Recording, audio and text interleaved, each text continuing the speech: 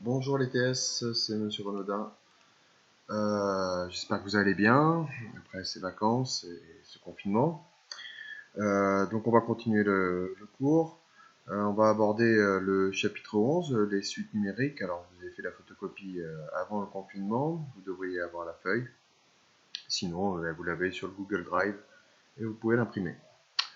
Donc on va voir ce chapitre, les suites. Alors pour ceux qui continuent les mathématiques dans le supérieur, c'est un chapitre important. Ce chapitre des suites, hein, c'est repris après en classe prépa notamment, et puis en fac de maths bien sûr. Donc voilà, c'est un chapitre assez important. Alors c'est en continuité du programme de première S, et ce grand 1 rappelle suite arithmétique, suite géométrique. Il n'y a rien de nouveau par rapport au programme de première S, j'ai juste repris tout ce que vous avez vu en première S sur cette notion de suite. On va revoir ça ensemble. Et puis après, on va aborder le programme de terminale. Donc, petit 1, les suites arithmétiques. Alors, qu'est-ce qu'une suite arithmétique? Une suite est dite arithmétique s'il existe un réel R, tel que pour tout entier naturel n, on est un plus 1 égale à un plus r. Ça, c'est la caractéristique d'une suite arithmétique.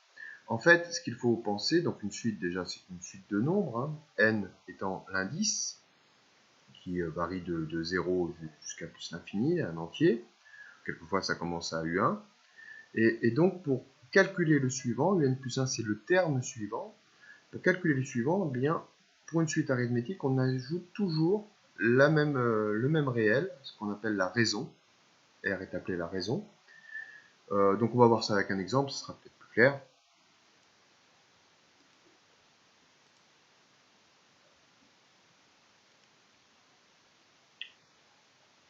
Voilà. Donc voilà une suite UN qui est définie par une formule 3 fois n moins 2 pour n entier. Donc voilà, on peut calculer les premiers termes de la suite, ça va nous donner des nombres. Donc j'ai calculé U0, U1, U2, U3, comment? En remplaçant tout simplement n par 0, 1, 2 et 3. Donc on peut apercevoir que U0 égale à moins 2, 1, 4 et 7. Il semblerait que cette suite est arithmétique parce qu'on additionne toujours par le même nombre. Alors ce nombre peut être négatif, hein. On additionne ici toujours par 3 pour passer au suivant.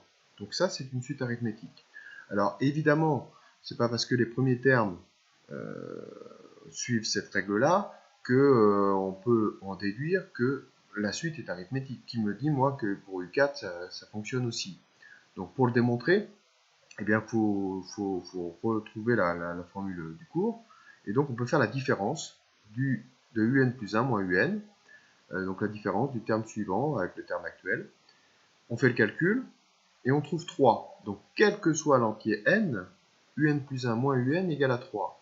C'est-à-dire que un plus 1 égale à un plus 3. Là, on démontre que pour avoir le terme suivant, on prend le terme actuel plus 3. Et ça pour n'importe quel entier naturel n. Et donc de cette relation, on peut en déduire que un est arithmétique de raison 3. Donc voilà comment on peut montrer qu'une suite est arithmétique.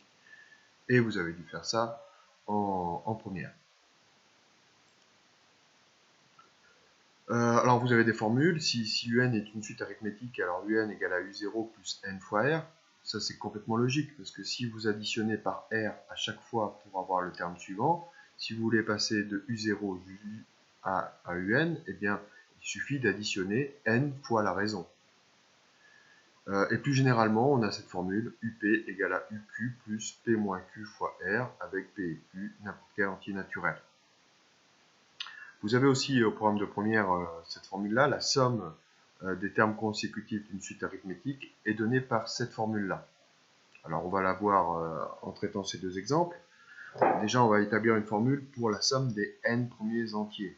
1 plus 2 plus 3 jusqu'à n. Une formule qui calcule tout ça directement. Et donc ça on peut le faire grâce à cette formule d'une somme d'une suite arithmétique. Alors, si je pose un égale à n, un est bien sûr une suite arithmétique. Un, ça fait 0, 1, 2, 3, on additionne par 1 à chaque fois. Donc un est une suite arithmétique. Et donc la somme des n premiers entiers, ça correspond à u1 plus u2 plus jusqu'à un. Et donc on utilise la formule, comme c'est U est une suite arithmétique, la formule qu'il y a dans le cours. Donc le nombre de termes, il y en a n, on va de 1 jusqu'à n, donc il y en a n, multiplié par le premier terme. Le premier terme, ben, c'est 1, voilà, plus le dernier terme, ben, c'est n, divisé par 2. Et donc la formule, c'est n facteur de n plus 1 sur 2. Un petit exemple pour illustrer cette formule, si on fait la somme jusqu'à 10, eh bien, en utilisant cette formule, on retrouve 55, le résultat, vous pouvez faire la somme, et vous allez voir que ça donne bien 55, que la formule fonctionne pour n égale à 10. Voilà. Autre exemple dans le cours, donc la somme des entiers impairs. 1, 3, 5, 7, etc. jusqu'à 2n-1. Pareil, on veut une formule qui permette de calculer tout ça directement. Donc encore une fois, on est dans le cadre d'une suite arithmétique. Cette fois, je vais poser Vn égale à 2n-1. Donc Vn est bien une suite arithmétique de raison 2. Donc 1 plus 3 plus 5, etc. jusqu'à 2n-1, ça correspond à V1. V1, hein, ça donne 1. Plus V2, V2 donne 3. Plus, etc. jusqu'à Vn. On utilise la formule du cours. Donc le nombre de termes, il y en a n, multiplié par le premier terme, V1, qui est égal à 1, plus le dernier terme, 2n-1. Et donc voilà ce que ça donne. Et donc en simplifiant, ça donne n au carré. Un exemple, si vous faites 1 plus 3 plus 5 plus 7, eh bien ça fait 4 au carré, c'est-à-dire 16. Vous pouvez vérifier, c'est bien vrai. Et puis le deuxième type de suite, c'est étudié en première, ce sont les suites géométriques. Alors, juste une petite remarque, il ne faut pas considérer qu'il n'y a que des suites arithmétiques ou que des suites géométriques.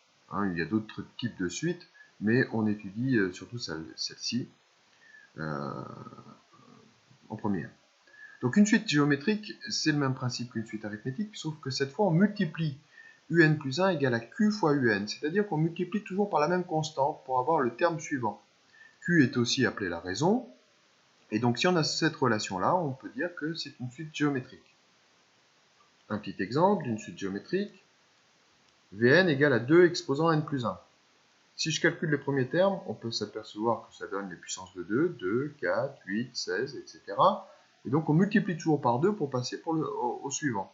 Donc voilà, on est dans le cadre d'une suite géométrique là. Alors pour le montrer, cette fois on va utiliser la division. On fait Vn plus 1 sur Vn, ça donne ça. Vn plus 1, hein, c'est en remplaçant n par n plus 1. Donc voilà ce que ça donne. Règle sur les puissances, on soustrait les exposants. Et donc ça donne 2 exposant 1, c'est-à-dire 2. Et donc quel que soit n, Vn plus 1 égale à 2 fois Vn, ce qui prouve que Vn est une suite géométrique de raison 2. Donc pareil, vous avez des formules, cette fois comme vous multipliez à chaque fois par la raison, vous pouvez passer de U0 à UN en multipliant par Q exposant n, parce qu'on multiplie par Q, etc. etc. Donc on a cette relation, et on a aussi UM égale à UN fois Q exposant M moins N, avec M et N, n'importe quel entier naturel. Et comme pour les suites arithmétiques, on peut étudier la somme des termes consécutifs d'une suite géométrique. Donc voilà la formule, Q étant la raison. Et donc on peut illustrer ça avec ce petit exemple. On vous demande de calculer la somme de 1 plus 2 au carré, plus, etc. jusqu'à 2 exposant 63. Alors ça, pour la petite histoire, ce petit problème vient d'une légende sur le jeu d'échecs. Alors, je vous la raconte en 2 mots. En fait, un roi s'ennuyait, un souverain, et donc il y a quelqu'un qui lui a inventé le jeu d'échecs, et ça a plu au roi, et donc le roi a demandé comment veux-tu être payé. Il a dit en grain de riz. Je veux un grain de riz sur la première case de l'échiquier, 2 sur la deuxième case de l'échiquier, 4 sur la troisième case, etc. en doublant à chaque fois le nombre de grains de riz pour chaque case de l'échiquier. Donc le roi a accepté, évidemment. Il s'est pensé en grains de riz, ça va être vite fait. Mais en fait, en faisant le calcul, on peut s'apercevoir que ça correspond à la production actuelle en riz de 1000 ans de production mondiale de grains de riz actuellement. Donc évidemment, il était dans l'incapacité de payer.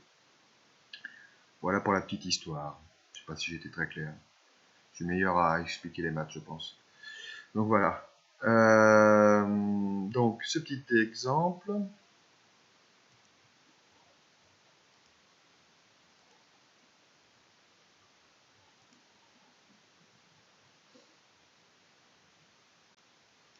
Donc pour calculer cette somme, bon, c'est des puissances de 2, donc j'ai nommé Wn la suite qui est égale à 2 exposant n. Donc cette somme-là correspond à W0 plus, etc. jusqu'à W63. Voilà. Donc on peut utiliser la formule. Donc ici vous devez mettre le premier terme. Le premier terme c'est 1. 1 fois 1 moins la raison. Alors la raison de cette suite c'est 2. Hein. Vous pouvez faire Wn plus 1 sur Wn pour retrouver que c'est 2. On multiplie par 2 à chaque fois pour passer au suivant. Donc moins 2 exposant 64. Attention, il y a 64 termes, hein, de 0 à 63. Il y a 64 cases sur l'échiquier. Divisé par 1 moins Q, et donc ça donne ce calcul-là. Et donc ça donne moins 1, et donc du coup ça fait 2 puissance 64 moins 1. Voilà, ce qui est un nombre énorme.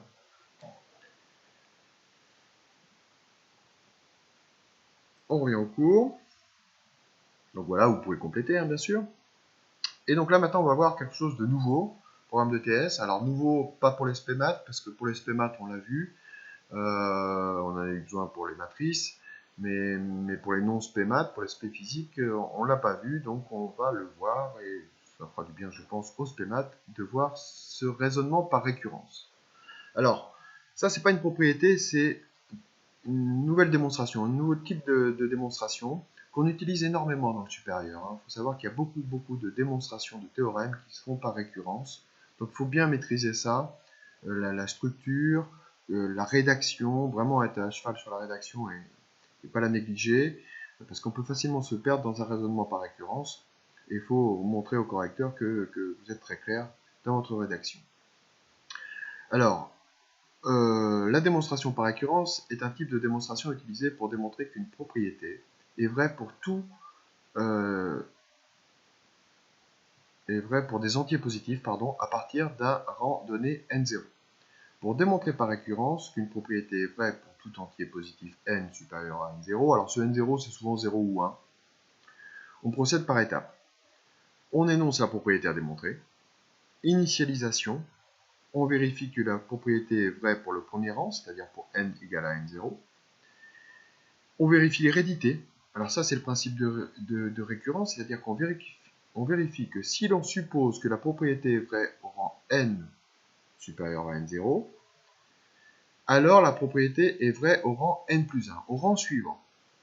C'est ça le principe de récurrence, en fait, pour montrer qu'une propriété est vraie, quel que soit l'entier naturel n, on vérifie qu'elle est vraie pour le premier rang, pour n égale à 0 par exemple, et on montre qu'elle est héréditaire, c'est-à-dire que si elle est vraie à un certain rang, elle est vraie au rang suivant. Et donc après, on aura la conclusion que, d'après ce principe de récurrence, si c'est initialisé et que la propriété est héréditaire, alors elle est vraie pour tout n. Alors, on va voir ça dans le cadre d'un exemple. On va faire l'exercice 1 ensemble. Donc voilà, une suite Vn définie par V0 égale à 4. Et Vn plus 1, donc le terme suivant, c'est 2 fois Vn moins 7. On voudrait démontrer que, par récurrence, que Vn égale à 7 moins 3 fois 2 exposant n, pour tout entier naturel n supérieur ou égal à 0. Voilà. Donc on cherche, en fait, là c'est une relation définie par récurrence, et le problème de ce type de relation, c'est que si je veux calculer par exemple V10, eh bien j'ai besoin d'avoir V9, parce qu'il faut avoir le terme d'avant pour calculer le terme suivant. Et donc, il faut calculer tous les termes jusqu'à V10 pour avoir V10. Alors qu'avec ce type de formule, on peut calculer directement la valeur de V10 en remplaçant n par 10. Il y a beaucoup d'exercices de ce type-là. Alors, c'est parti. Alors, voilà la rédaction. Alors déjà, il faut nommer Pn, qu'on va utiliser après. Pn c'est une propriété qui est soit vraie, soit fausse. On ne le sait pas encore, mais c'est une propriété. Et en fait, c'est ce que l'on veut démontrer. Donc on le met entre guillemets comme ça. Et donc, je veux démontrer que Vn, quel que soit l'entier naturel n supérieur ou égal à 0, Vn est toujours égal à 7 moins 3 fois 2 exposant n. Donc je vais montrer que cette propriété en fait est vraie, quel que soit l'entier naturel n, et ça je vais faire ça par récurrence. Donc initialisation. L'initialisation généralement est très simple à montrer. Il faut montrer que la propriété est vraie pour le plus petit entier naturel n. Alors ça dépend de l'exercice. Mais là c'est pour n supérieur ou égal à 0. Donc il faut montrer que la propriété est vraie pour n égale à 0, c'est-à-dire on va montrer P0, que cette propriété est vraie pour n égale à 0. Alors, si on remplace n par 0, V0 doit être égal à 7 moins 3 fois 2 exposant 0. Ben, je fais le calcul. 7 moins 3 fois 2 exposant 0, ça fait 4. Et on nous dit dans l'énoncé que V0 égale à 4. Donc P0 est vrai. Donc voilà, l'initialisation, généralement, est très simple à montrer.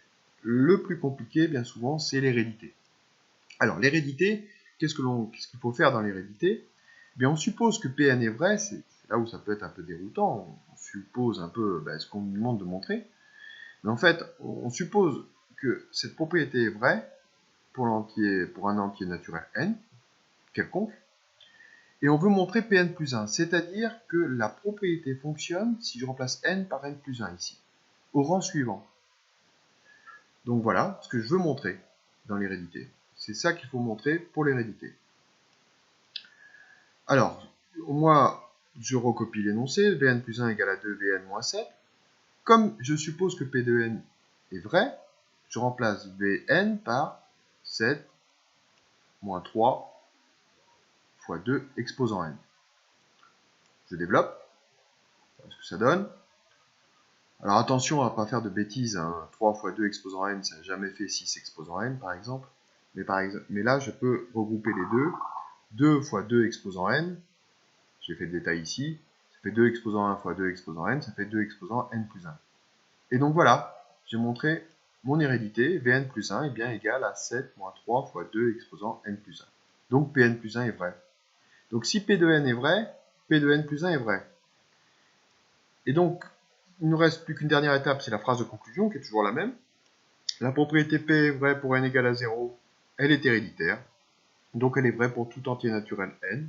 V de n est toujours égal à cette formule-là, 7 moins 3 fois 2 exposant n.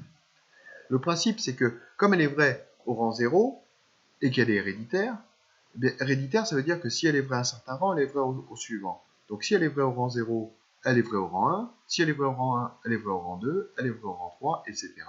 Et donc elle est vraie jusqu'à n qui tend vers plus l'infini, quel que soit l'entier naturel n, ça sera vrai. Donc voilà une première démonstration par récurrence. Donc bien suivre ces trois étapes. Vous voyez, moi je souligne un petit astérix. Au correcteur, c'est assez important. Bon, je sais que vous ne passez pas le bac, mais même dans le supérieur, c'est vraiment important de marquer initialisation, hérédité et conclusion. Voilà, bien mettre ce que l'on suppose vrai et ce que l'on veut montrer. Voilà pour ce premier exercice. Alors, est-ce qu'il y a un autre exercice? Oui, il y en a un autre.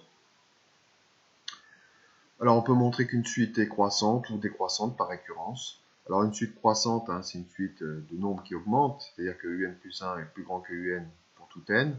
Ça, c'est une suite croissante, et ça, c'est la caractérisation d'une suite décroissante pour le deuxième.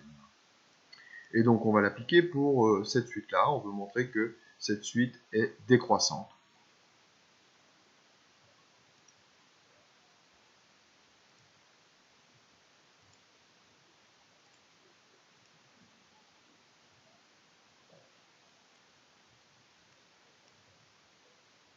Alors, c'est parti. Donc, Pn, la propriété que je veux montrer, quel que soit l'entier naturel n, je veux montrer qu'elle est décroissante. Donc, je veux montrer que un plus 1 est inférieur ou égal à un, quel que soit l'entier naturel n.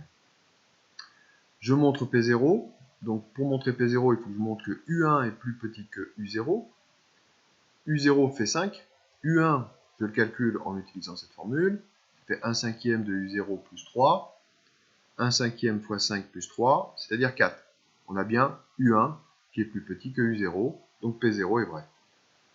L'hérédité, toujours la même phrase. Supposons que P de n est vrai, montrons que P de n plus 1 est vrai. Pour écrire Pn plus 1, il suffit de remplacer n par n plus 1, donc ça fait ici un plus 2 inférieur ou égal à un plus 1. Voilà ce que je veux montrer. Donc là, cette fois, je pars de P de n, je supposais que c'était vrai, donc je pars de là. Je multiplie par un cinquième l'inégalité, donc ça ne change pas le sens, bien sûr. Hein. Donc un cinquième de un plus 1 est plus petit que un cinquième de un. Je fais plus 3 ici, aux deux membres de l'égalité, pareil, ça ne change pas l'ordre, il n'y a pas de souci. Donc voilà ce que ça me donne.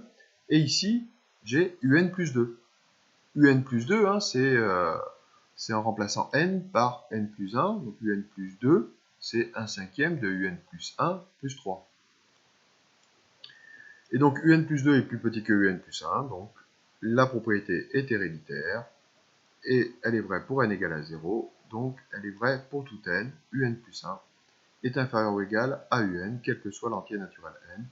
Ainsi, un est décroissante. On va passer maintenant, voilà, on va passer aux exercices du bouquin. Donc,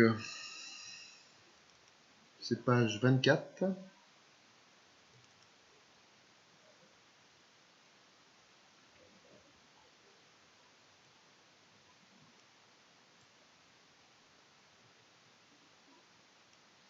Voilà, page 24 de votre livre.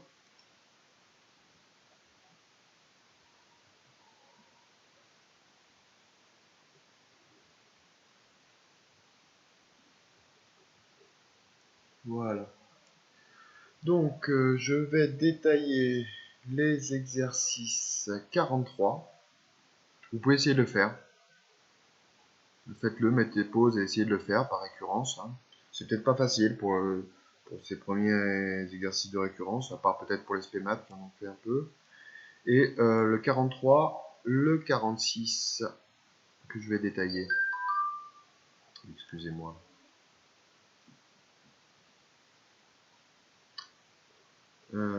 Donc, c'est parti pour le 43. Alors, soit un une suite définie par un égale à 1 et un plus 1 égale à un plus 2n plus 1. Calculez les 10 premiers termes de la suite.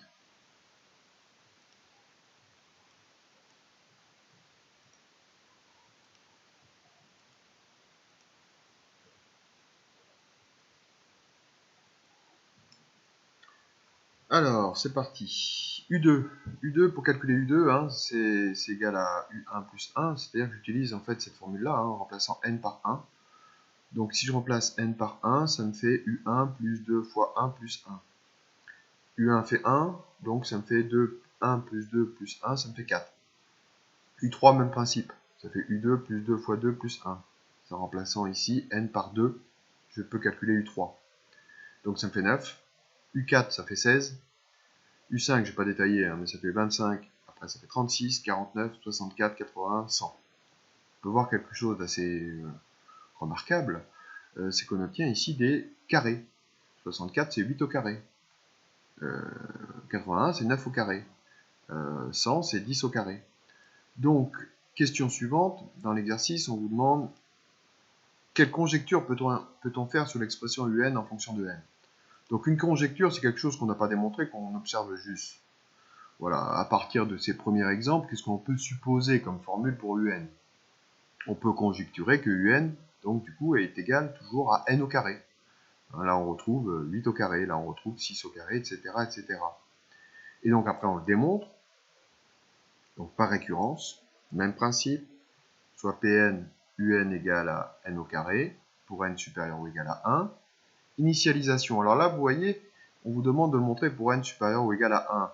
Donc, le premier rang, c'est n égale à 1, c'est pas n égale à 0. C'est soit 0, soit 1. Le plus souvent, c'est 0, et quelques exercices où c'est 1. Donc, il faut que je montre que cette formule fonctionne pour n égale à 1, c'est très simple. 1 au carré, ça fait 1, et U1 égale à 1 d'après l'exercice, donc P1 est vrai.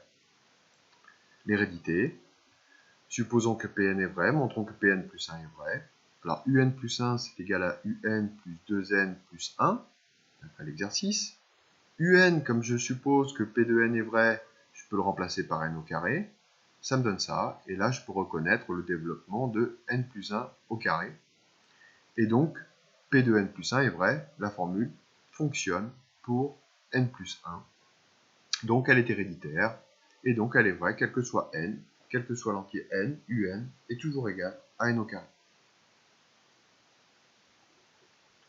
Et donc l'autre exercice après, donc, que je vous ai dit de faire, le 46. Le 46, donc voilà une suite, et là cette fois on vous demande de démontrer, on peut démontrer beaucoup de choses par récurrence, et notamment des inégalités. On vous demande de montrer que un en fait est bornée, on dit qu'elle est bornée quand on a ce phénomène-là, qu'elle est toujours comprise entre 0 et 2. Voilà, que un est toujours compris entre 0 et 2. Voilà. Et donc il faut le montrer par récurrence.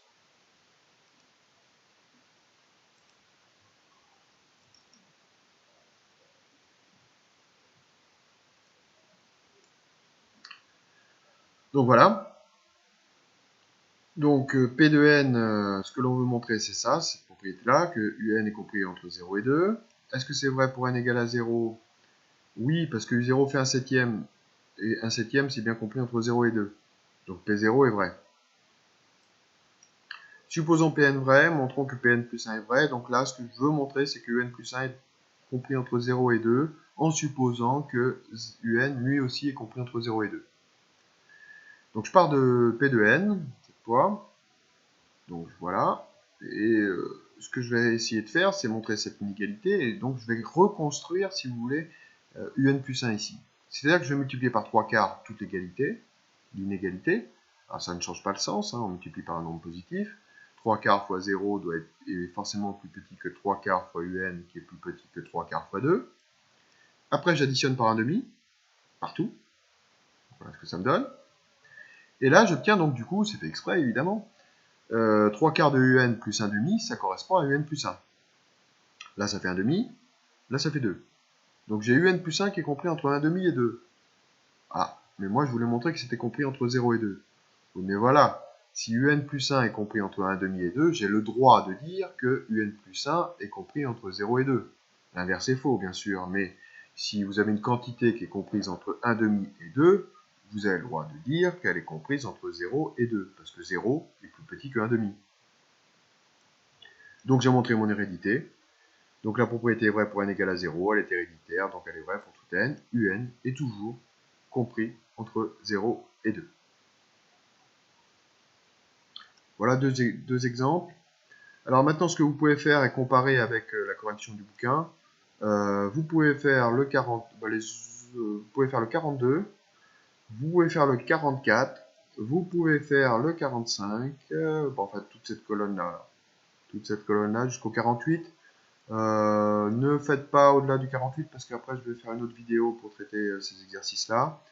Donc vous pouvez faire toute cette colonne, donc du 42 au 48 pour vous entraîner et regarder la correction à l'aide de la correction du livre. Hein. Je vous rappelle que c'est sur le Drive.